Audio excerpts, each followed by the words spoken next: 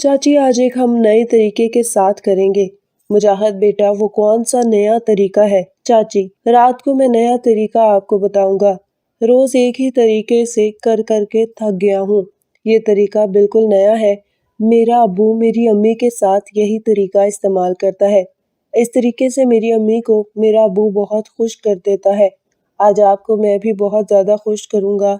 ठीक है मुजाहिद बेटा, जैसे तुम्हारी मर्जी है, और करना सिर्फ एक ही बार।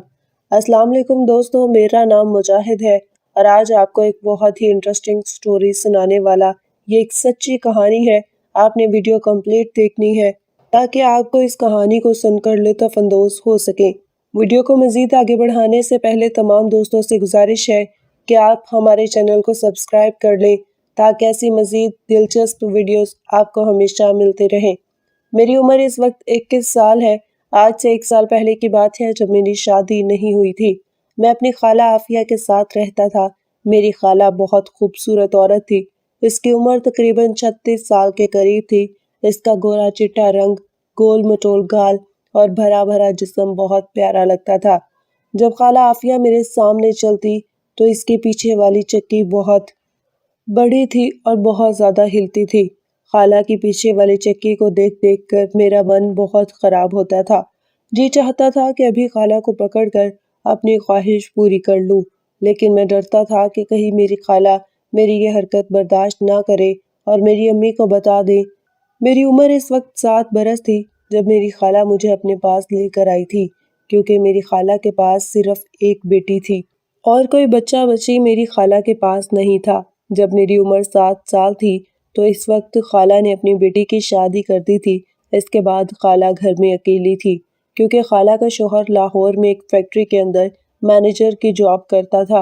इसलिए खाला का शोहर महीने बाद घर आता और 1-2 दिन वो खाला के पास गुजारता और फिर वापस चला जाता था। खाला ने जब अपनी बेटी की शादी कर दी तो इसके बाद वो हमारे घर आई तो इसने अम्मी से कहा कि तुम मुजाहिद को मुझे दे दो। तुम्हारे पास 4 बेटे हैं और भी हैं, तुम इनके साथ अपना दिल लगा लोगी, लेकिन मैं घर में अकेली होती हूँ, सारा दिन बोर हो जाती हूँ। इसलिए मुजाहिद मुझे दे दो ताकि मैं मुजाहिद घर में अच्छा वक्त गुजार सकेंगे। मैं इसे खूब पढ़ाऊँ लिखाऊंगी, उससे तुम्हारी कमी महसूस नहीं होने दूंगी। मेरी अम्मी ने मुझसे पूछा कि मुजाहिद क्या तुम खाला के साथ जाना चाहते हो? तो मुझे भी बहुत शौक था कि मैं भी शहर जाकर रहूं, क्योंकि हम गांव में रहते थे। इसलिए मुझे बड़ा ही शौक था कि मैं शहर जाकर रहूं। मैंने अपनी अम्मी से कहा कि हाँ मैं खाला के साथ जाने के लिए तैयार हूँ। मैंने अपने सारे कपड़े बैग में डाले और तैयार हो गया। अगली सुबह खाला मुझे लेकर शहर अपने घर आ गई। खाला का घर बहुत बड़ा और बहुत ही खूबसूरत था। खाला के घर हर सहूलत मुयस्सर थी। खाला रोज मुझे शहर लेकर जाती और तरह तरह की चीजें और खिलौने वगैरह लेकर देती। खाला ने मुझे वहां पर एक स्कूल में दाखिल करवा दिया था जहां पर मैं पढ़ रहा था। मैं रात को खाला के साथ ही सोता था।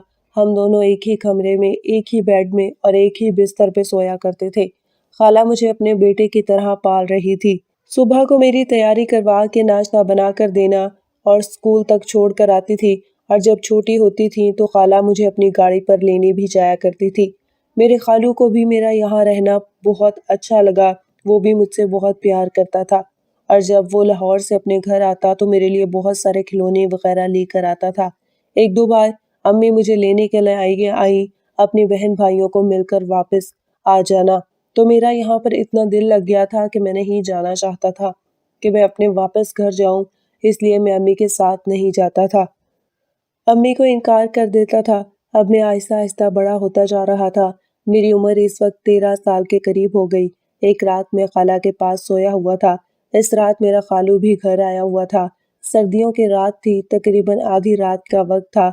मुझे ऐसे लगा कि जैसे बेड थोड़ा थोड़ा हिल रहा है। जब मैंने करवट लेकर देखा तो मेरा खालू मेरी खालों को लगा हुआ था। इस रात मैंने पहली बार यह नज़ारा देखा था। मेरी खाला और खालू इस वक्त दोनों कपड़ों के बगैर थे। सुबह होने तक मेरे खालू ने मेरी खाला को नहीं छोड़ा था और पूरी रात अपने काम में लगे रहे थे और मैं भी चुपचाप इस काम को देख रहा था। अब मुझे भी इस काम की मुकम्मल समझ आ गई थी। अगली सुबह खाला मुझे स्कूल छोड़ने चली गई, लेकिन मैं स्कूल सारा दिन यही सोचता रहा कि खालू ने आकर खाला के साथ ये सब क्यों किया है।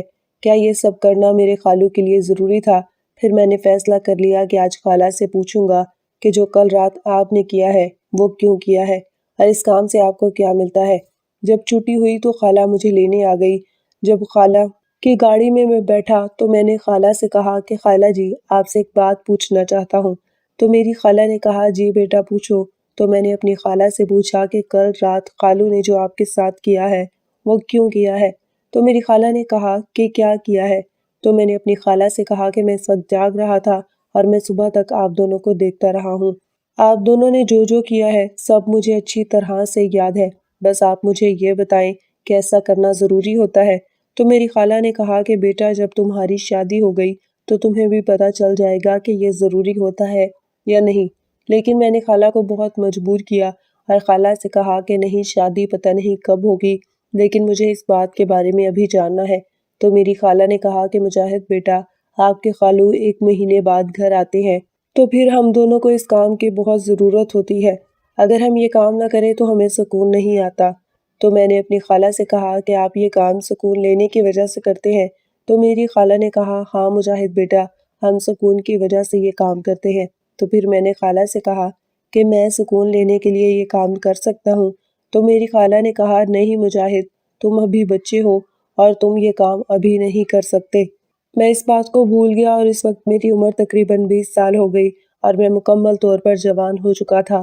میں نے اپنی پڑھائی مکمل کر لی تھی، لیکن اب بھی میں خالہ کے ساتھ ہی سوتا تھا۔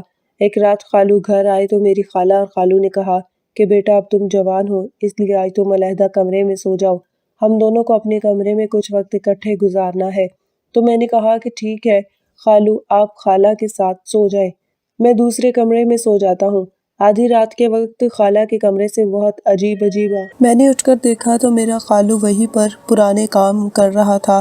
جب میں نے خالہ اور خالو کو اس حالت میں دیکھا تو میرا دل بھی بہت زیادہ کرنے لگ گیا۔ میں بہت مشکل سے برداشت کر رہا تھا، دل چاہ رہا تھا کہ ابھی جا کر خالو کو سائڈ پر کروں اور خود خالہ کے ساتھ شروع ہو جاؤں۔ 2 دن بعد خالو تو واپس چلا گیا، پھر میں ایک رات خالہ کے پاس سویا ہوا تھا۔ میں نے جان بوجھ کر اپنا ہاتھ خالہ کے سینے پر رکھا تو خالہ نے میرا ہاتھ پکڑ لیا اور اسے دبانے لگی۔ پھر میری خالہ میری طرف اپنا منہ کر لیا اور اب مجھے اپنے سینے سے لگا لیا۔ خالہ کو یہ نہیں پتا تھا کہ میں جاگ رہا ہوں، لیکن میں تو خود خالہ کے ساتھ وہ سب کچھ کرنا چاہتا تھا جو میرا خالو کرتا تھا، کیونکہ میں روز خالہ کو دیکھتا تھا۔ خالہ جب چلتی تھی تو بہت اچھی لگتی تھی اور میری خالہ بہت خوبصورت عورت تھی۔ تھوڑی دیر بعد خالہ میرا ہاتھ دباتے دباتے میرے اوپر آ گئی۔ اس وقت میں نے آنکھیں کھول لی اور میں نے خالہ سے کہا کہ کیا بات ہے؟ تو خالہ نے کہا مجاہد بیٹا تم اب جوان ہو چکے ہو، تم بچپن میں کہتے تھے نا کہ مجھے بھی سکون لینا ہے، اس لیے کہ میں کام کرنا چاہتا ہوں، اس لیے اس وقت تم بہت چھوٹے تھے اس لیے میں نے تمہیں کام نہیں کرنے دیا تھا۔ اب تم میرے ساتھ یہ کام کرو کیونکہ اب تمہارا خالو بوڑھا ہو گیا ہے، وہ مجھے پوری طرح خوش نہیں کر سکتا، اس لیے بیٹا آج تم مجھے خوش کر دو۔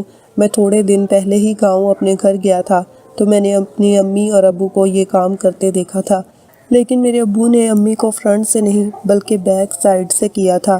میرے ذہن میں وہ طریقہ تھا تو میں نے خالہ سے کہا کہ میں آپ کو خالو کی طرح نہیں کروں گا، مجھے ایک نیا طریقہ آتا ہے، میں اس کے ساتھ کروں گا۔ تو خالہ نے کہا ٹھیک ہے مجاہد بیٹا جیسے بھی کرنا چاہتے ہو جلدی کرو۔